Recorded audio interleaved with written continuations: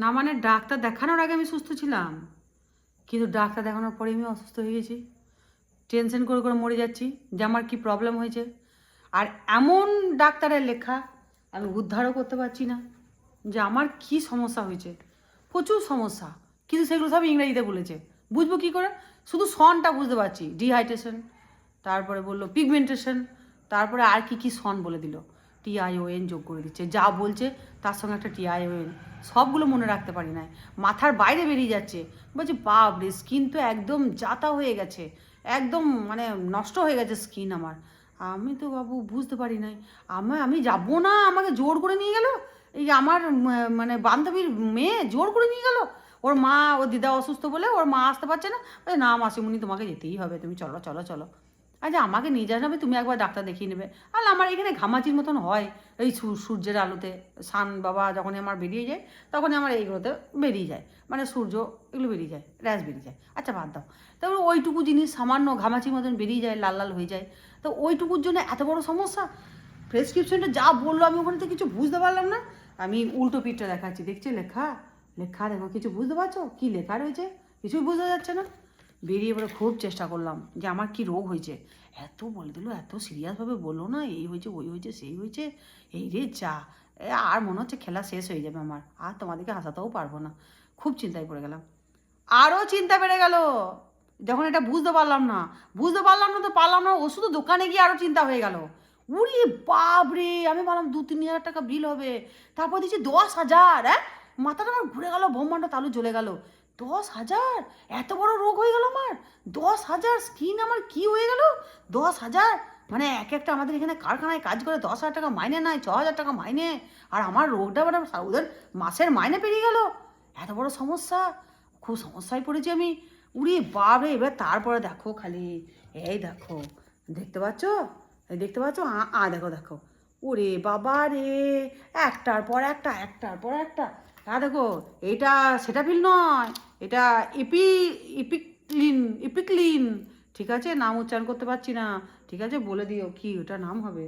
তারপরে আবার দেখো সিরাম, রাতে দিনে আলাদা, দিনে আলাদা সিরাম, রাতে আলাদা সিরাম। জীবনে কোনোদিন সিরাম মাখি নাই, মেয়ে মাখতো, মেয়েটাই যখন পড়ে থাকতো যেগুলো শ্যুট করতো না সেইগুলো মাখতাম।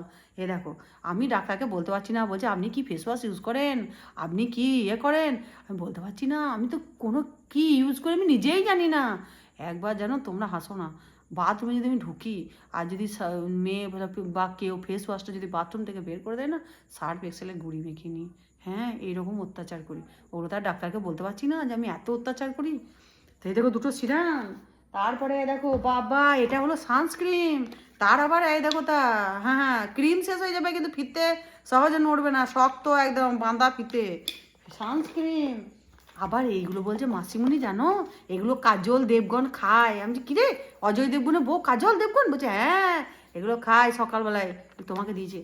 উই বাবা, আবার দেখো এটা এফেক্টেড এরিয়া, মানে আমার এখানে এগুলো ঘামাচি মতন বেরোয় না, এগুলোতে বেরোয় না, এগুলোতে লাগাতে বলেছে এটা। আবার এটা হলো ময়েশ্চারাইজার ক্রিম। আর 1, 2, 3, 4, 5, তারপরে রাত্রেবেলায় আছে 1, 2, 3 বা 4 বা বাদ বা 5 বাদ 6 বাদ, এমনি করে বাদ দিয়ে দিয়ে বাদ দিয়ে দিয়ে করেছে। এখন তো আমার এগুলো মুখস্থ হয় না। আমি ওষুধ দোকানে গিয়ে বললাম ভাই তোমরা তো আর জানবে না, আর এটা বডিতে মাখতে হবে, ঠিক আছে। এই দেখো কতগুলো গো, আমার মাথা ঘুরে গেছে, কতগুলো ক্রিম গো, কী সর্বনাশ কাণ্ড, কী যে আমার হলো। আমি যে ভাই এরকম 1, 2, 3 এমন করে লিখে দিও না, দেখো 3 এমন করে লিখে দিও না। বলছি কেন দিদি, লিখে দিলে কী হবে? আর আমার একটি রোগ ধরা বর আছে, ও খালি রোগ হলো ওর, তোমার ফ্রিজে যদি আটা থাকে তাহলে রাতে আটা ঢুকবো, সকালবেলা বলে পচে গিয়েছে, নিয়ে ফেলে দেয় ছুঁড়ে। ফ্রিজে আমি যদি 1 ঘন্টার জন্য কোথাও বাইরে যাই, ফ্রিজের জিনিস অর্ধেক করে দেয়, সব শেষ করে দেয়। শরটা গো, শর তুলে রেখেছি দিন 15-20 ধরে, এতটা শর, ভেবেছে দই পচে গিয়েছে, গন্ধ শুকেছে, পচা পচা গন্ধ পেয়েছে, দই পচে গেছে বলে পুরো শরটাকে ফেলে দিয়েছে। একদিন রেখেছিলাম ছেনা, বলছে না নষ্ট হয়ে গেছে, ও সব নষ্ট দেখে, সব নষ্ট দেখে, ঘরের যাবতীয় জিনিস ও নষ্ট দেখে, সব ছুঁড়ে ছুঁড়ে ফেলে দেয়। মানে এবার মনে করো কী করবে, আবার এইটা স্বভাব আছে, এই যে মনে করো খাপ, তো এই খাপটাকে ছুঁড়ে ফেলে দেবে, নিয়ে এইটাকে বার করে দেবে, এবারে এইটাকে বার করে তো এইটাতে 1 2 3 কিছু লেখা নাই, আমার মুখস্থ হয় নাই, আমি কি করে কি করব? আপনাকে এইখানে লিখে দিতে হবে যে আমাদের তত সময় নাই, আপনি বসে বসে লিখবেন। আমি এখন বসে বসে আমাকে এইগুলোতে লিখতে হবে, নাহলে এটা তো খুলে ফেলে দেবে। খাপ থাকলেই ওষুধ বলো, শ্যাম্পু বলো, সাবান বলো, যাই থাকুক, খাপ যদি থাকে না, খাপটাকে বার করে ফেলে দেবে। এ আবার কী রোগ বলো দেখিনি, জিনিস ছুঁড়ে ফেলে দেওয়া, একদম গোড়েতে, আমাদের সামনে গড়ে আছে, ওখানে গোড়েতে ফেলে দেবে, আর এইটাকে রেখে দেবে। তাহলে বাস আমার 3 নম্বর হারিয়ে যাবে। আর আমি মুখে 1 4 3 2 এইসব গ্যাপ দিয়ে দিয়ে যে নাম্বারগুলো লেখা আছে আমি কী করে ধরবো, সব লিখতে হবে বসে, জানো? এই হলো সমস্যা। এত সমস্যা না, এত সমস্যা ঘরে, তার মধ্যে এত সমস্যা মুখে। দেখো তো মুখটা, হ্যাঁ মুখে কী হয়েছে। আমি বললাম আমি যাব না, আমাকে ডাক্তার কী রোগ বার করবে, আমার তো কিছুই নাই। কী রোগ আমি নিজে কিছুই জানতাম না যে আমার এত রোগ আছে, মুখে আমার এত রোগ, গোটা শরীরে রোগ। আবার বলছে কালার করবে না। হ্যাঁ ওইটি ঠিক বলেছে, কালার করাটা একদমই ঠিক নয়। আমি বলছি ডাক্তারবাবু আমাকে দিদা হতে দিন 5 6 বছর, 5 6 বছর ওয়েট করুন, তারপরে আমি কালার উঠিয়ে দেবো, যেই দিদা হয়ে যাবো সেই দিনই উঠিয়ে দেবো। এখন যদি দিদা হই নাই, অমনি করেন না। বললাম কী অবস্থা বলো তো আমার, খুব চিন্তায় আছি গো, সারা সারা দিন চিন্তা করছি। 10,000 টাকার ওষুধ লেগে গেল, ওই চিন্তা করে আমি পাগল হয়ে যাচ্ছি। 10,000 টাকা, 10,000 টাকা লেগে গেল। হ্যাঁ 10,000 টাকা লোকের সংসার চলে, 10,000 টাকা মুখে মুখে ক্রিম। হ্যাঁ এগুলো ভাবা যায়? বেশ নির্মা গুঁড়িতে, সার্ফ গুঁড়িতে, সার্ফ এক্সেলে গুঁড়িতে ছিলাম, বা কখনো আমার মেয়ের ফেলে দেওয়া জিনিসগুলো মেখে বড় হচ্ছিলাম, বুড়ো হচ্ছিলাম, বড় নয় সরি বুড়ো হচ্ছিলাম। কী জ্বালা বলো দেখিনি। হ্যাঁ এত এত টাকা খরচা হয়ে গেল, এত বড় সমস্যা আমার, লেখাটাও পড়তে পারছি না।